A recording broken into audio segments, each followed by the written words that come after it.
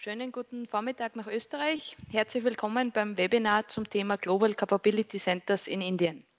Mein Name ist Kerstin Beckel und ich bin seit rund 5 Monaten jetzt die stellvertretende Wirtschaftsdelegierte hier in Neu-Delhi und ich freue mich, dass Sie heute dabei sind. Now I'm going to switch to English.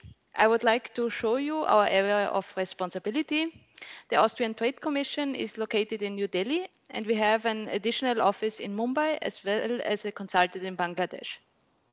All in all, we are responsible for India plus the 6 neighboring states. Maybe interesting to know, at the moment we have over 150 Austrian companies established here all over India and over 700 companies doing business here. The Austrian exports reached a record high of 1.3 billion euros last year. As the fastest growing G20 state last year, we are also expecting a GDP growth rate and an expansion of the Indian economy between 6.3 and 6.8% for the next financial year. The idea of this webinar is to inform you, the Austrian companies, about the interesting potential in this country, especially regarding the global capability centers in India, which can be viewed through a lens of potential partnerships, market access, and strategic advantages. Today, we have 3 high-profile speakers for you, one from Karnataka Digital Economy Mission, as well as one from NASSCOM, the National Association of Software and Service Companies, and from the startup Rapid1. They are with us, and that's why, without further ado, I would like to hand over to our moderator, Mr. Ajay Singh. Thank you, Christian. Good morning for the audience in Austria, and good afternoon to the ones joining from India. Some housekeeping rules. We will record this session, so you will get all the presentation at the end of the webinar, and you don't need to click a screenshot or anything in between. We will be able to send you the presentation afterwards.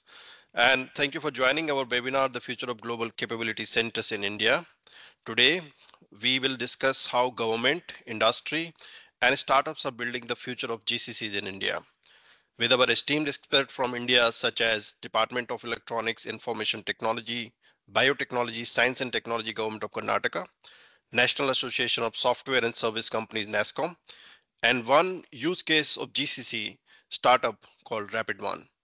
Without further ado, I would like to invite Ms. Ruchi Bindal, IAS, Deputy Secretary to the Government, Department of Electronics, Information Technology, Biotechnology, and Science and Technology to deliver her keynote. Over to you, Ms. Bindal. Thank you, Ajay. Good morning and good afternoon to everyone who has joined us today. So I'll be talking about GCCs, what GCCs are, and how Karnataka is focusing on GCCs, along with a brief introduction on what is the policy that we have introduced in the state for GCCs, for attracting many GCCs. So I will be just giving you a brief, and then my colleague Akash will run you through the slides. GCCs, as you might be knowing, that they have captured majority of the market, global market as of now, and with respect to different changes in geopolitical scenarios, we are expecting that a lot of GCCs would be attracted towards India, and particularly Karnataka, because Karnataka has an inbuilt strength of talent, of innovation, and ready-made ecosystem that is required for a GCC to be set up. So GCCs have always focused on 4 major criteria, which is it will focus a global approach, wherein it will have global focus along with a R&D infrastructure locally. It will focus on technology and innovation. It will be employee focused, and it will always be focusing on customer first. The details of GCC's ecosystem in Karnataka will be taken over by Akash in some time. But to give you a brief on what GCCs are for us, GCCs are basically a kind of a hub for us, which will drive innovation, employee talent from Karnataka, from India, and ensure that a deliverable product is given to their parent companies, which are located abroad. So these are the major structures of the GCCs that we have. And the major focus areas run towards BFSI, manufacturing, tech, finance, and healthcare. Along with it, we have a dedicated policy which will focus on different sectors and ensure that certain incentives are given to the GCCs, because cost arbitrage is one of the most important factors that GCCs look into while deciding where to set up their next base. So when we run through the slides, you will know what are the different incentives that we are giving in our policy. And I would come in when the incentives are discussed. So over to you, Akash. Sure. Thank you, ma'am. Good morning, good afternoon, everyone. I think GCCs, or as it is called, Global Capability Center, is a buzzing topic. So I thought maybe pertinent for us to maybe just have a quick look at what comprises of GCC as an ecosystem in a few seconds, and then we can get into what Karnataka as a state has to offer from a GCC perspective.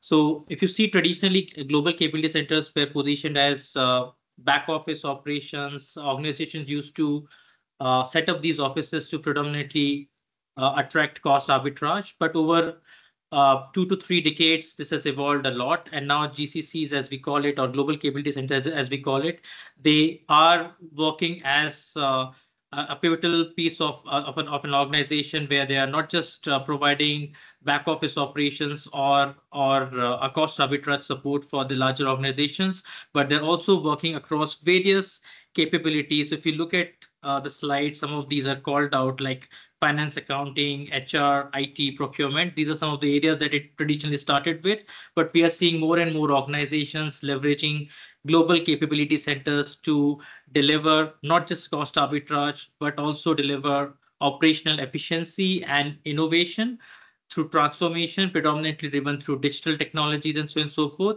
Organizations are leveraging GCCs for enabling that service delivery excellence through a centralized operations or a setup through which they can drive transformation for the larger organization. And GCCs as an ecosystem also provide access to the global talent, especially the tech talent or the niche tech talent, which organizations eventually look for them to grow in scale, as well as in terms of deliver cutting edge capabilities for their end clients.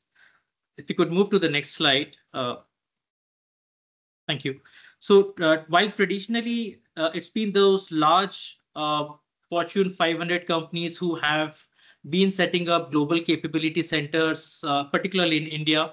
But what we have seen over past 5 to 7 years is a lot of mid-sized organizations or small-sized organizations have also taken a leap of faith to come to a country like India, where they find the right availability of technology talent and capabilities, and set up global capability centers. So if you look at the stats today, of the 1,700 odd GCCs which India houses, almost 800 plus GCCs, which is more than 50%, are from mid-market companies. Even from a talent perspective, more than 200,000 talent base is housed in those GCCs which belong to mid-sized companies. Even if you look at Europe as a region, more than 20% or approximately 20% of the GCCs which are out there are from European region. So both in terms of the size of companies, which I think would be of interest to you, as well as in terms of the regions from where organizations have taken a leap of faith to set up GCCs, which is predominantly coming from Europe and is increasingly so happening from Europe, is what we're seeing happening largely in India. And of course, Karnataka and Bangalore being the bellwether for that. Even if you look at Austria, there are companies like Red Bull, there are companies like Tricentis who are there in Karnataka, in India, and they have established high value capability centers in the country as well as in the state. And just to give you a stat in terms of what's the pole position that Bangalore or Karnataka has. So almost every 1 in 3 GCC from the mid-market sector is in Karnataka and in Bangalore. So which will give you kind of a view that the pole position which the state and the city of Bangalore commands from a GCC standpoint. Just to talk a bit more about the ecosystem at large, Ajay, if you could move to the next slide. So Karnataka, if you see, is the GCC capital of the world. As I was mentioning, almost 30% of the market share of India is with Karnataka. With Bangalore being the city which hosts largest number of GCCs in the country. In terms of talent base as well, there are more than 1.2 million talent base which is sitting in Karnataka, primarily in Bangalore, as well as in some of the emerging hubs that we have in other parts of the state. It's number one when it comes to the innovation ecosystem that it enables for the country as well as for the organizations who have interested through GCCs. There are more than 14,000 startups as well as 14 niche COEs which have been established by the state, which enable those cutting edge capabilities which are being leveraged by GCCs at large. Just to give you a sense, almost 80% of the Fortune 500 companies have houses in Karnataka, in Bengaluru in some shape and form, and they're enabling capabilities for their parent organization. And just to add to the point that Tuchima was also talking about, Karnataka is also the first state in the country which launched a dedicated GCC policy, focusing on the value that the state believes GCCs can bring to the table. And we have rolled out specific policy incentives to support GCCs and the sector.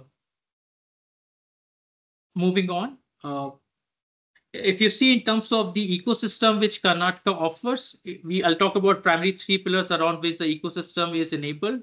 One, in terms of the innovation.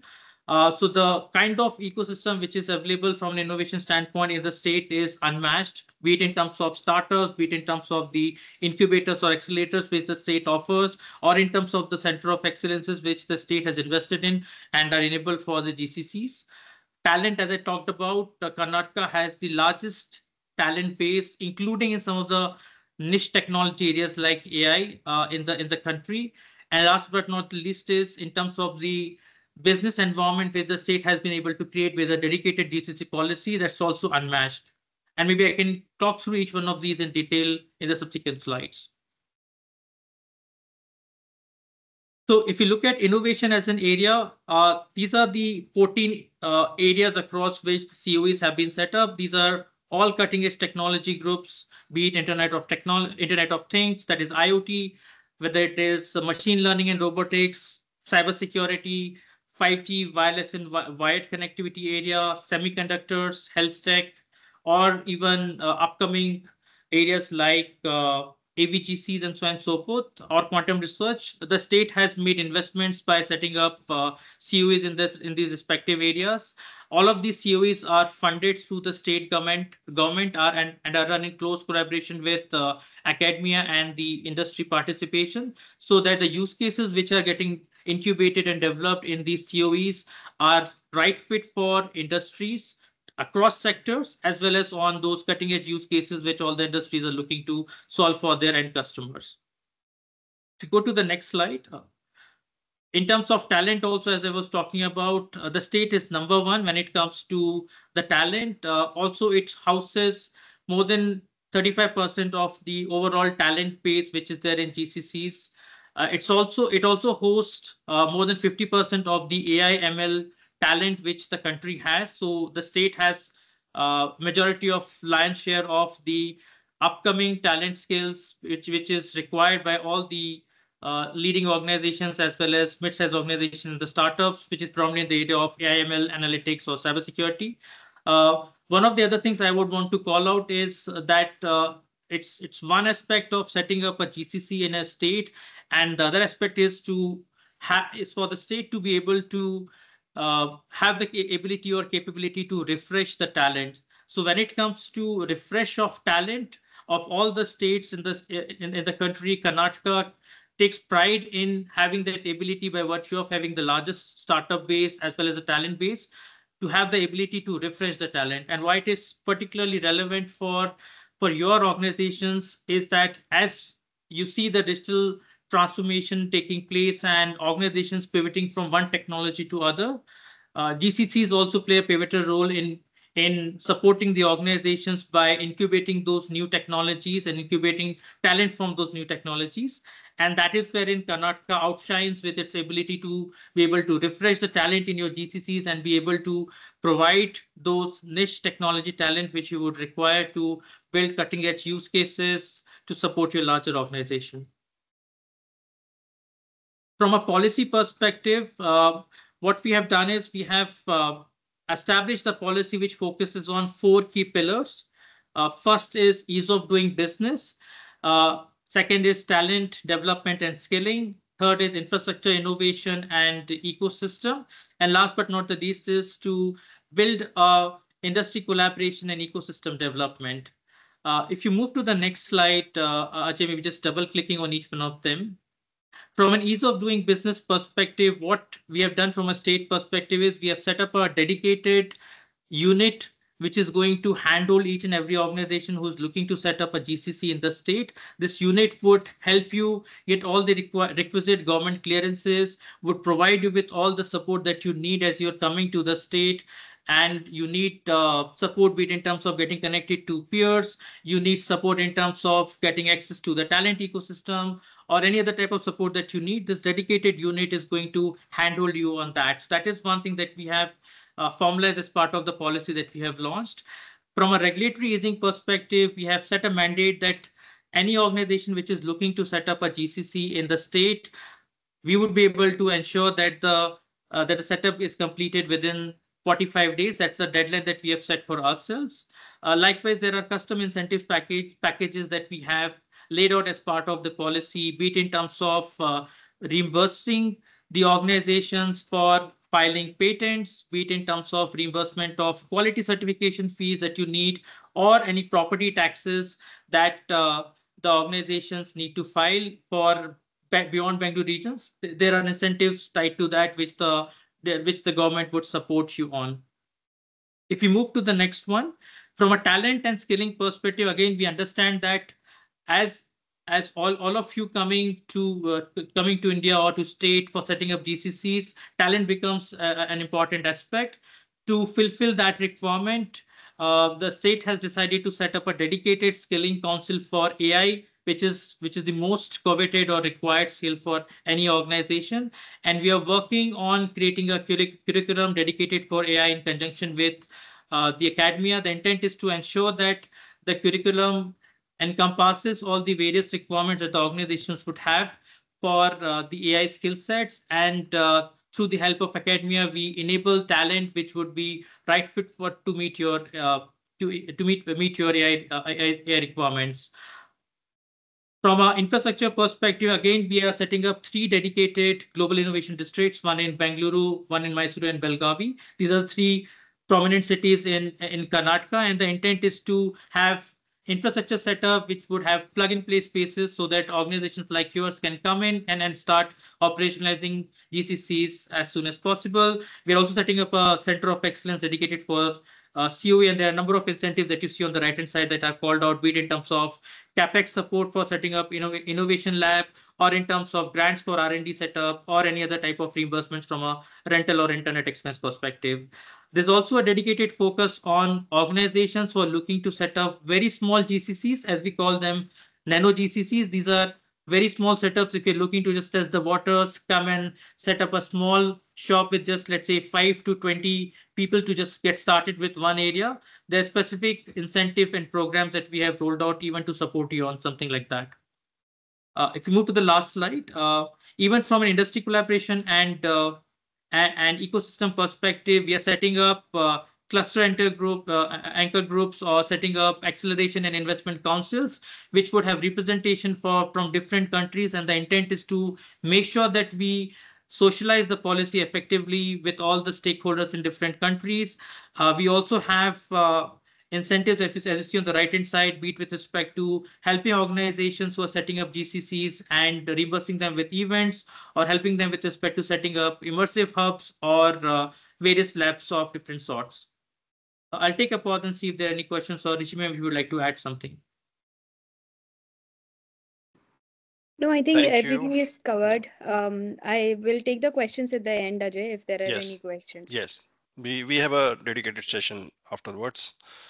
And thank you very much for the wonderful presentation. And from government, we move now to the industry, and also industry plays equally an important and critical role in shaping up the ecosystem to lead entrepreneurship. And on this topic, we have today with us Mr. Achyuta Ghosh, Senior Director and Head Insights NASSCOM.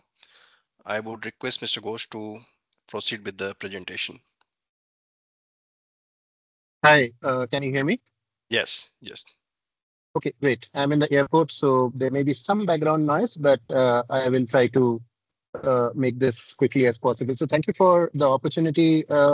and we have the slide deck. So what I've covered is basically what's the state of GCCs in India today, a little bit about NASSCOM, and then, what does the future look like for us? And for those of you who do not know NASSCOM, we are the technology association, industry association for the Indian tech sector today. And the tech sector is a very varied sector. It has IT services companies, Indian companies, startups, it has GCCs, it has MNCs, SMEs, all that is a part of us. There are 3,500 members, tech companies who are members of NASSCOM across diverse work groups. We were founded in 1988. We are pretty old that way. Some of the things that we do is to provide quality insights, and that's where I come in. I look after all insights at NASSCOM. We build a lot of events. We shape policies at a state level, national level, international level. We run our own entrepreneurship program. We have our own skilling platform, emerging tech skilling platform. We run a very active diversity, equity, and inclusion initiative. We run CSR, and we run cybersecurity and trust. So we have different, sister organizations who actually drive some of these projects. We are a very small organization, about 200, 250 people, but we make a lot of noise. I think that's how I would leave it. Quickly moving forward. Next slide, please. Yeah, I think if you look at the technology ecosystem in India, it's a very important ecosystem. We are the #1 global sourcing hub today, with a 57 to 58% market share when it comes to IT and BPO outsourcing. In the engineering side, it's about 25%, and we're growing in that side also. We are the third largest technology startup hub with more than 31,000 startups today. We have the tech sector employs about 5.5 million direct employees. And if I look at indirect employees, that's about another 2.5x multiplier in terms of indirect employment that the tech industry creates.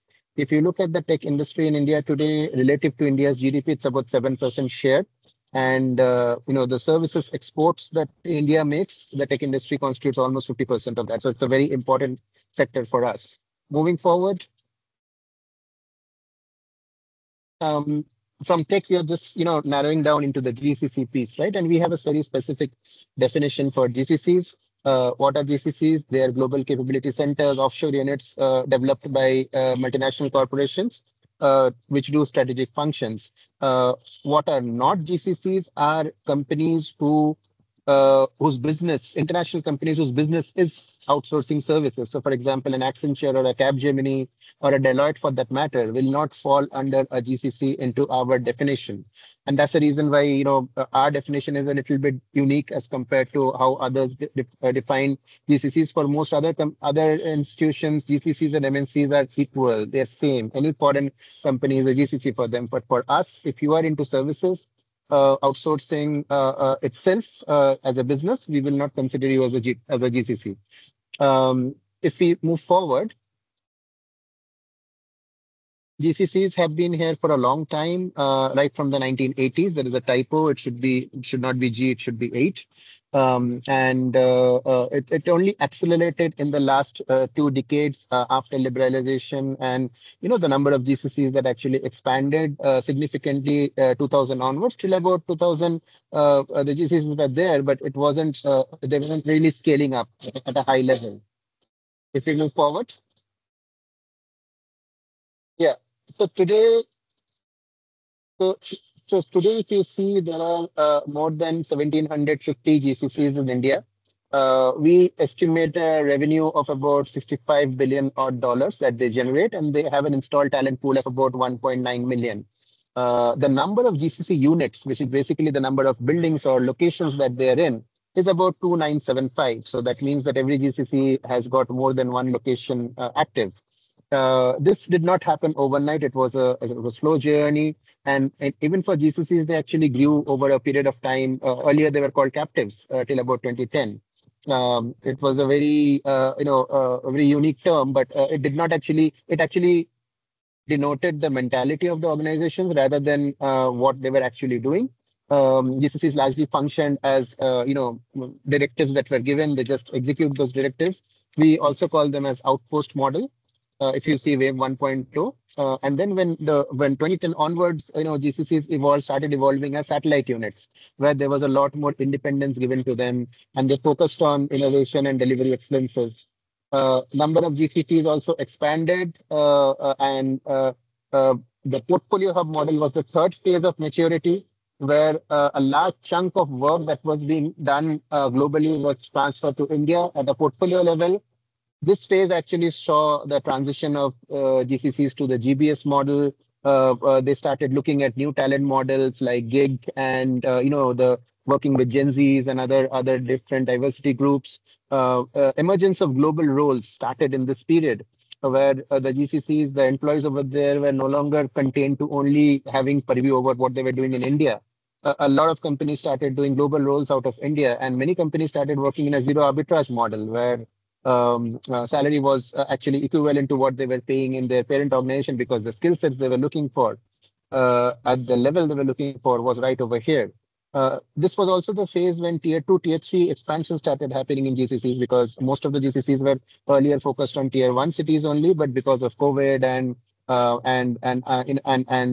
when people went back home, the GCCs also started moving there to a certain extent. The digital transformation charter slowly started moving into the Indian GCCs. So we see a lot of GCCs today in India from different sectors, whether it is retail, whether it is healthcare, whether it is manufacturing. They actually run the digital charter for their parents right out of here, a big chunk of that, if not complete. And today we see the next phase, which is called the transformation hub category. We actually believe that a lot of the GCCs are moving in that direction. In fact, if I want to look at these 4 models, why this is an important chart for me is that 10 years ago, in the top 2 categories, which is portfolio hub and transformation hub, we only had about 13% of GCCs there. But today, 10 years down the line, we have about 46% of GCCs in these 2 categories. So that shows how the companies have quickly matured and moved to the top half of the maturity curve. So I think this is something which is very heartening to see. If we move forward. Yeah, this is just a slide which actually shows the variety of GCCs in India. So even though many of these companies do not function in India per se, and they don't have an India business, they don't look at the India domestic market, but they still have their GCCs here, because core to India is the talent model that is there, the variety and volume of talent available. And that is what people come here to experience. So you've seen automotive, software, BFSI, transportation, retail. These are just some examples of the 1750 odd GCCs that are there. Most of them don't work out of India. Next one. Yeah, I think what are 3 or 4 trends we have seen last 5 years? What we have seen is that growth of high-end talent in GCC. So many of the engineering functions have moved to India. So engineering and product management talent is up 30% as compared to what it was 5 years ago. Technical architects is up almost 60%, while global roles that I talked about, that's 4x higher today as compared to what it was 5 years before. And if you look at AI, ML, cloud, cybersecurity, the core technologies, digital technologies that we're talking about, the penetration at GCC is high, almost at 90%. So 90% of the GCCs in India are very established practices when it comes to cloud, cybersecurity, and AI. In fact, in AI, it is very interesting that almost 120,000 employees work in GCCs in India around AI. 500 GCCs in India have got established AI, practices and solutions, and out of those 500, about 180 of them function in a center of excellence model, COE model, which builds specialized skills and products. So very strong focus on AI. What we have seen is diversity of GCCs, and when I mean by diversity, it's actually the expansion of GCCs from other regions other than US. 5 years ago, maybe 70% of the companies in India, GCCs in India, were from US. Today, that number has dwindled down to about 63, 64%. GCCs from Europe, Middle East, APAC has actually grown a lot faster than the American GCC. Most of the big companies have established their GCC locations, so we see 200 plus. Can we go back to the previous slide? Yeah, and about it's not only about the expansion. The expansion is also across tier 1 and tier 2 cities. Next slide we can move, Ajay. Yes. Yeah. Another unique piece what we see is that it's not only the big companies, and I think this is something that Srivastava also touched upon in his presentation. That what we see is that it's not only the large companies who are coming to India. We also see unicorns, mid-sized companies, specialized GCCs, nano GCCs that we call, which have less than 100 people, not scaled operations, but they come to India with a very specific target, very specific objective in mind. And here are some examples of some of the nano GCCs or unicorns that come over here. So it's not only the volume story, it is the high level, high skill story of India talent that these GCCs are good examples of, because they are doing hardcore high-end work out of India. These unicorns, mid-sized GCCs and nano GCCs. It's not that the high-end work is not happening in the large GCCs. It is happening there also, but these guys are only doing that. We can move forward. Yeah, in the last 1 year, what we have seen is that 50 plus GCCs have come to India. 56 is the number. And a large chunk of these GCCs are from the US, by the way, and also Europe. And also what we have seen is that, these GCCs are largely from the software and internet vertical. And that's where the unicorns and some of the nano GCCs are coming in. So I think there's a good mix. I think previously it was largely BFSI, manufacturing, telecom, retail, most of those companies were there. But in the last 4 to 5 years, a lot of software companies are setting up small, mid, and also large operations in India. Can we move forward? There are some examples of GCCs who are doing innovative work from India. So this is the Collins Aerospace model where, by leveraging IoT, low power networks, they actually created this real-time monitoring system in the aircraft itself, which did not need cellular network. So basically, much more efficient communications. Mercedes, some of the work that they have done in their ADAS automatic lane change pieces have actually been driven out of India. Johnson Control, when they worked on the Unified Operations Center for Qatar Olympics, the work was done out of India. So they're good examples of high-end work being done out of India, and patents are being applied. So if you see 1 granted patent, 5 applied patents. So a lot of these work that they did out of India, they have applied for patents within India also and global also. We can move forward. Yeah, why do people come to India? I think that's something which is the value proposition is similar to for overall technology. I think cost competitiveness continues to be there. The tech talent nation, branding that we've given to India is very much true. A large amount of enrolled graduates, highest amount of STEM graduates, lowest digital talent supply gap in India. I mean, there is a gap. There is a gap when you look at high-end skills, but this gap is smaller than what the gap that you would find in the US or China or UK or anywhere else. There is a very progressive policy regime. I think you saw what Karnataka is talking about. Hybrid work, data privacy, digital India. These are all startup India policies. These are all very progressive policies which actually enable the overall technology industry to grow. In fact, a lot of the GCCs are leading startup innovation programs where they're working with NASSCOM startups and startups beyond NASSCOM. We run our own incubators and accelerators all over the country. But many of them work with these startups who are there to co-create solutions and take them to market and learn how to do, innovation at scale, at speed. In India, you also have a very stable economic and political environment. Just 1 more minute on the previous slide, please. Yeah, sustained 7 to 8% GDP growth rate is happening. The overall physical and digital infrastructure is going great. And India has emerged as the global innovation hub with the startup ecosystem. We can move forward. Yes, I think what's the future looking like? I think the future is we're just scratching the surface when it comes to GCCs today. And the future is very bright. We believe that the $65 billion market that was there in 2024 can easily grow up to about $99 to $100 billion, which denotes a growth rate of about 7 to 8%. So I think the GCCs may actually outstrip the growth rate that we have seen in the overall tech services market. The number of GCCs could easily expand to about 2,100 to 2,200, what is 1,750 today. Number of GCC units could also increase. The headcount could also significantly increase as we go forward. These are targets that we have set for ourselves for 2030. What will drive them? One is previous slide. What will drive them? One is the high-end role story that we talked about. It will continue to grow. Leadership roles from India. A lot of specific government policies and framework for GCCs you will see at a state level coming up, because the states also want GCCs to come and establish themselves, and not only in the tier 1 cities but also in the tier 2 cities. In fact, we did a playbook for Telangana a couple of months ago, And when we did that, Telangana actually, the government said that, hey, it's not only Hyderabad that I want to talk about, it's also Karimnagar and Warangal. There are tier 2, tier 3 locations within Telangana whom they want to push. I think those are things that will continue to grow the GCC growth story as we move forward. That's all that I have right now. I know I'm out of time. Happy to answer questions if any. Thank you, Mr. Ghosh. And I hope that you are not at the gate so we can hold you for Q&A round as well. And quickly, we move to Mr. Naveen Rungta, founder and CEO, Rapid One, to give us the perspective from the startup sector from the GCC. Okay. Hi, everyone. Good to be interacting. And thanks to early panel members for sharing so much insights about having that GCC in India.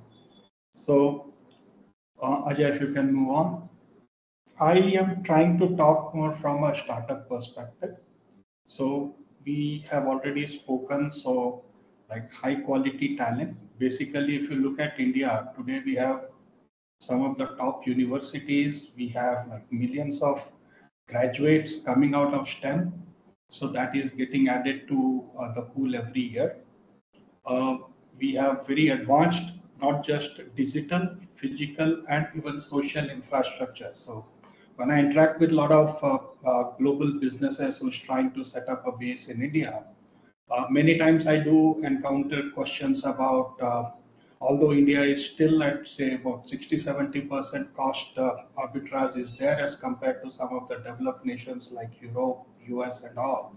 And especially if you look at talents in the area of AI, ML, or which is some of the latest technology, I even see the cost arbitrage to be as high as say about 80-85%. So that is what we are cheaper in India, maintaining similar level of quality and talent in India. We have missed our buses. In the past, we had done catch up in the cloud round, but today in emerging technologies like AI and ML, we are kind of leading from the front. So that's an advantage. That's the level of talent. Over the last 3 decades, the startup ecosystem has grown, as we know, like it is now at the number 3 across the globe. So we have a very robust structure, very robust funding pipeline, innovative ideas. So gone are the days where India used to just be the back office. Today we are leading both in product, delivery, services, manufacturing, all the domains, right? Thankfully, we have a very stable and adaptive and innovative policies and framework for the last at least a decade kind of thing. And then the government has really focused on, and that's why you can see the GDP numbers for India has been consistently 6.3, 6.4% plus, and we are talking of moving towards 8% GDP in the next coming years. So government has invested a lot on capex. So I was talking about like when I talk to a lot of global businesses setting up a base in India, even having a good cost arbitrage, many times they ask, we're getting talents in Pakistan, Bangladesh, Vietnam, I'd say even lesser than in India. So I would want to highlight some of the political stability. So I look at it more from a business disruption perspective, right? So there are strikes, there are power outages, there are internet outages, and a reliable and a good business would not be able to cope up with such challenges, which is very, very unpredictable. The political turmoil is very unpredictable in those nations. So that's why India is a very lucrative choice. More from, again, we have also set examples in, so for example, areas like fintech, right? So we have led the world. We have shown what things like UPI and other stuff can do. I know Austria is home to a lot of fintech, health tech, and so many new technology stuff that is being done out of Austria. So India offers the right amount of talent at the right price point. Ajay, if you can, yeah.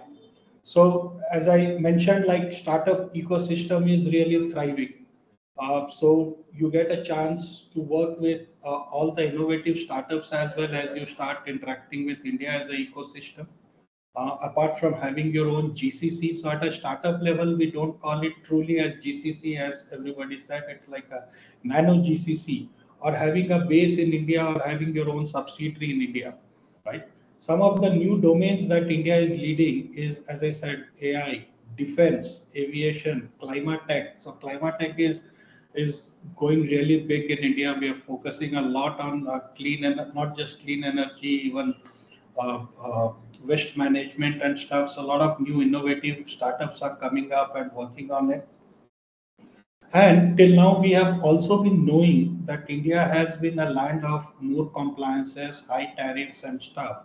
So, but as the government has rolled out so many new initiatives to attract global players to come to India, things like Make in India, Startup India, Digital India, there are so many programs that the government has launched where you even get lot many production linked incentives, other incentives to operate from India, to make in India, for India or the world. So there are so many things that has been there. All those compliances, lot much ease of doing business has already filtered in. Still, there are some new innovative models are also coming up. So GCCs again are associated with office work, as I said, at a startup level, especially post-corona, remote working has become really popular. So now I see a lot of companies, smaller companies having say 5 to 100 people team, they're completely online, or they have some offices somewhere where few people can come and go. So it's a very flexible environment that the government also supports our technology, our compliance structure, everything supports that. So you don't have to wait for this. And now of late, I would like to introduce another model. So earlier GCCs is more about, if you go back to the same thing. So it was more about build, operate and transfer. So now there are innovative models which are coming up. It's something like employer of record is a popular term where you really don't have to have a legal presence in India, because if you don't want to experience those legalities and compliance, you can just start hiring team. You can manage them completely. Everything is in your control. Ajay, if you can move to the next slide, I can give the a little more. So you get all the flexibilities in your setting up your own entity. Many times it could take anywhere between 6 to 12 months. And a lot many people don't know that exit or wind up could even be up to 5 years of time.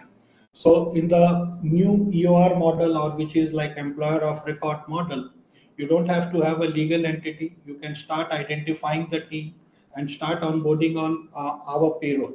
And we take care of all the compliances, local compliances. You take care of who to hire, what role do they play, all their performance appraisal, expense management, everything is what you take care. You can give them stock options. All the IP protections and controls are in place. And you can even implement your own brand culture, like the kind of leave policies, the employee benefits. You have that flexibility to choose so that you can extend your own brand experience to them.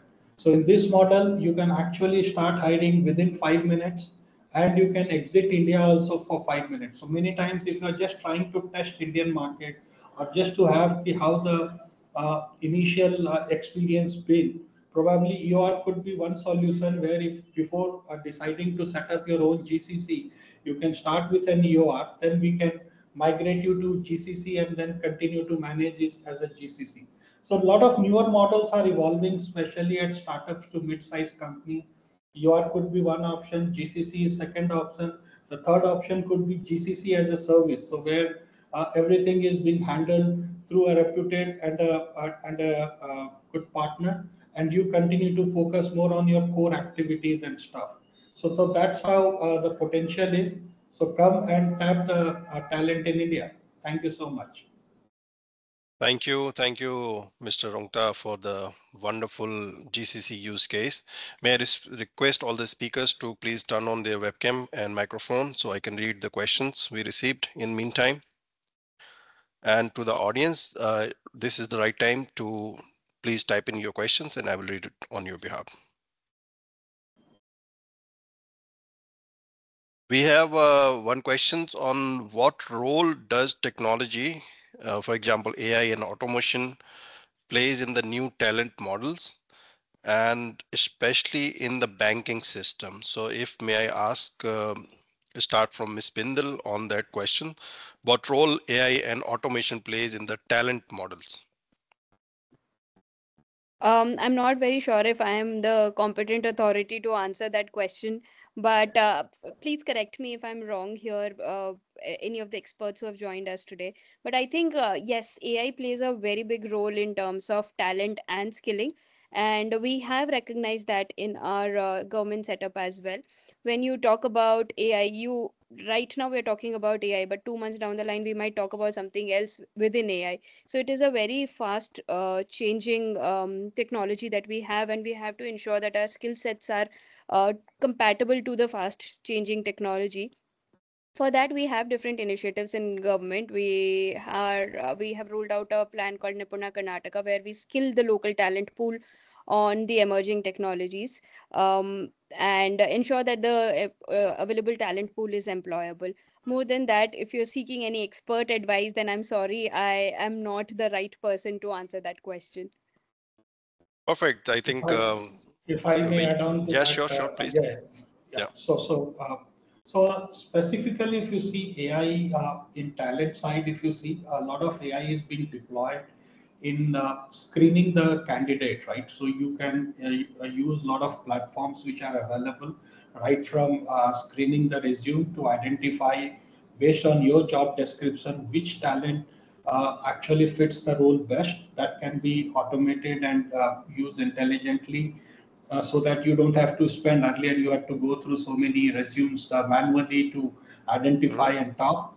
So that is one side. On the banking side, if you are asking, AI is already and automation has been brought in. In India, at least, we are seeing a lot of customer success or customer support has been handled through AI chatbots and stuff, where all these mundane questions and stuff, now the AI agent itself is handling it, not just at banking, at so many other domains. And now we are also seeing the rise of AI agents, so which are kind of the next level of AI use cases, where you can have business specific agents created to handle both automation and the complete workflow end to end without intervention of a human. So that's where I don't know if I have answered it appropriately or not. Yeah, maybe I can add a bit more from a banking perspective. So essentially, if you see, typically what's happening is in context of GCCs in banking, the initial scope of work used to be predominantly around back office operations, which is now scaled up to mid office and partially front office support as well. So from that standpoint, the role that AI and automation is playing is across the value chain, right? So if you look at areas like KYC, which used to be a manual process, is now getting automated. And even in terms of the talent which used to support these processes is now using those technologies to just do verification. So the maker checker aspect that used to be there, the maker is now the technology, and the checker is where the human intervention comes in. Even if you look at the back office operations like lending operations or your retail operations with respect to customer onboarding and so on and so forth, organizations, especially GCCs, are experimenting and have scaled up to a level on using RPA as a technology, and with respect to AI, again, that is being used to augment their internal teams. So that is also reshaping the type of talent that organizations used to use and perform some of these back office operations. Perfect. So yeah, perfectly well answered. And of course, my dear experts, I'm not going to leave you now. And I have a question on behalf of the Austrian companies. Why, I mean, we are discussing GCCs and why it's become a so much important topic in the country. Why it's the topic of the hour? What changes? So maybe I ask Ms. Bindal to start on this. Yeah, so for any government entity, investments and employment are the topmost priorities, and these are the priorities for Karnataka government as well. GCCs have become very important in the recent times is because of the value that they're generating in terms of their R&D, in terms of the work that they're doing, and also how they are bringing in all the ancillary ecosystem with themselves and developing the entire ecosystem and taking it to a new level. So this is why GCCs have become the focal point for many people. Along with this, it generates employment. It is very employee focused. So if you see, a lot of employment is generated through GCCs, and it is not just big companies we're talking about. Earlier, when IT revolution took place in India, we were talking about big fours, big companies. However, if you see right now, we have nano GCCs as well, which is as good as 4 or 5 people combined, and they form a GCC, and they are developing some cutting edge work. So not just quantity of investment, but also quality of investments is generated out of these capability centers. And the name itself speaks, it is a capability center. So they develop the capability in the local area and serves the global market. So that is the main reason why it has become a focus point for Karnataka government. Okay, perfect. I think that's a very well summarized answer. And of course, I can mention Karnataka and Austria is the Global Innovation Alliance partner. And of course, we are very happy to partner every year for Bangalore Tech Summit. And now GCC could be a new topic where we can actually leverage this partnership. Mr. Ghosh, again, same questions. Why GCC? Why we are even talking about it? What changed?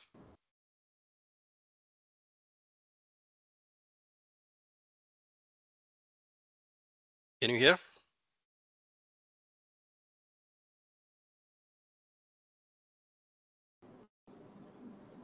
Okay, maybe we move to Mr. Rungta. Yeah, tell me, why GCC now? Well, see, today we are living in a world where there is a term called aspirational India. Right? If you look at fundamentally GCCs in the past decades, right, GCC has also been associated with bringing in some of the best practices and policies to the country. So whether it is employee benefits, whether it is other leave policies or any other culture, organization culture and stuff, and that's where the tech sector, which has been the biggest beneficiaries of GCCs, are seeing the cultural difference, like working with an Infosys versus Google kind of model.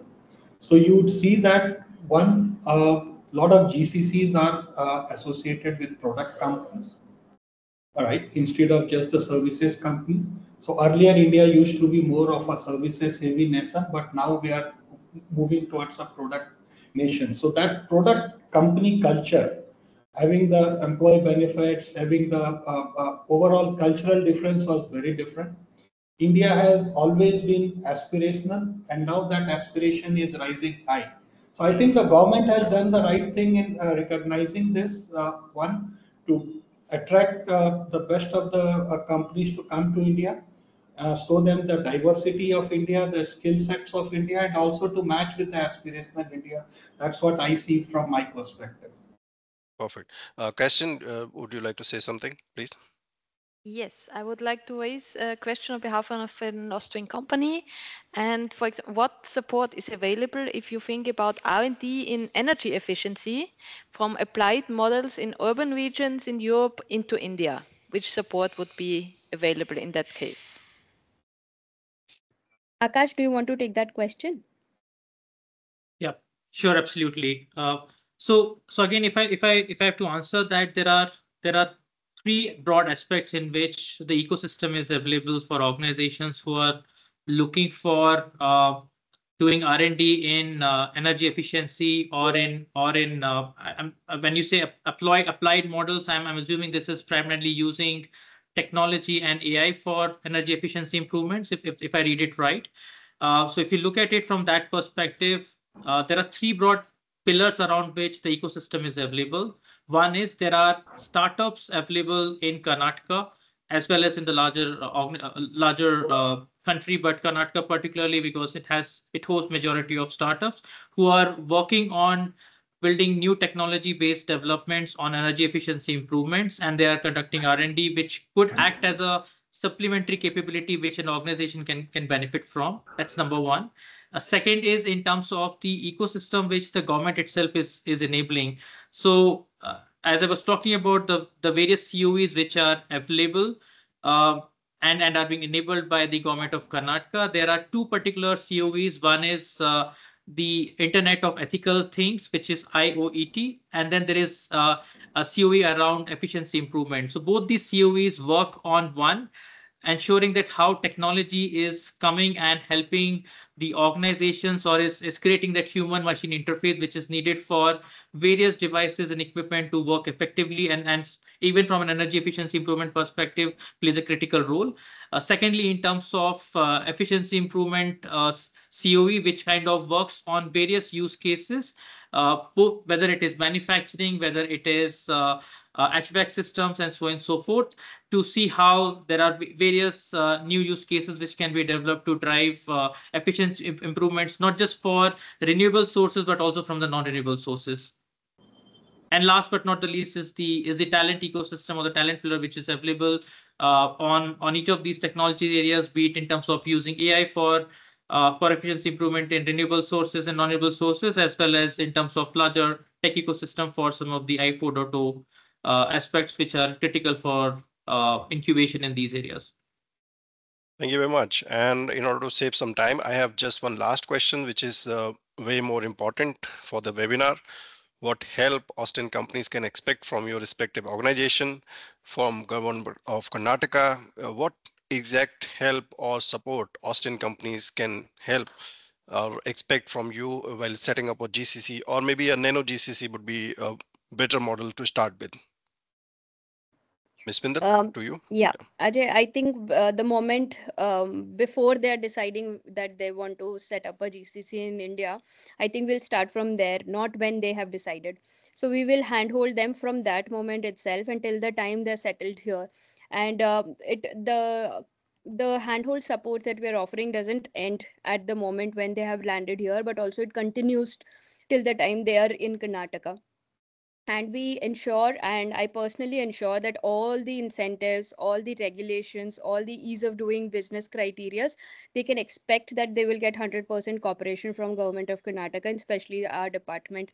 The policy that we have introduced is first GCC policy in the entire country, and that itself is a testament to the fact that we have been actively looking at GCCs to come and set up in Karnataka. So rest assured, we will be there 100%.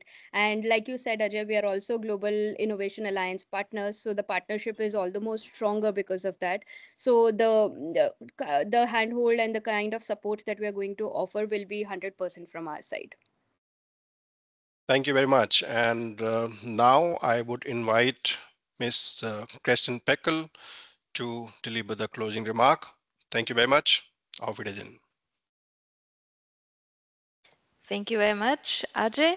First of all, I would like to thank our high-profile speakers for their presentation and sharing their valuable insights. I think we learned a lot today how Austrian companies can benefit from global capability centers, be it the access to skilled talent, be it cost-effective solutions, or being also the big support which is there for market entry and expansion. And to our Austrian participants, I would like also to offer you our ongoing guidance. If there's any more information needed, please feel free to contact us. Me and my team, we are here to give you ongoing support for our market entry program, be it in market research, market studies, and most importantly, also finding reliable partners for you here in India. On the slide, you see our upcoming events. We are not stopping with this webinar. The next one is already live next week. It will deal with the automotive sector in India. It is also the perfect preparation for our next trade delegation, which will happen in the beginning of March, 9th to 14th March. We are visiting Pune, Chennai, and New Delhi in cooperation with the Internationalisierungscenter Steiermark. Then we have 12 leading Austrian technology companies coming to India to visit the India Soft. Also in March, and in May, there will be an Indian startup delegation going to Vienna to visit the Vienna Up, one of the largest startup events in Central Europe until to date. So if there is any more information needed, please feel free to contact us. And with these words, I would like to end today's webinar. Thank you so much. I hope we are able to excite few Austrian companies to come and tap the Indian talent. Thank you. Thank you very much. Thank you very much. Thank you for Thank you. all the wonderful speakers, and we are looking forward to finding an opportunity to meet you next time. Till then, bye-bye. Thank you. Thank you, everyone.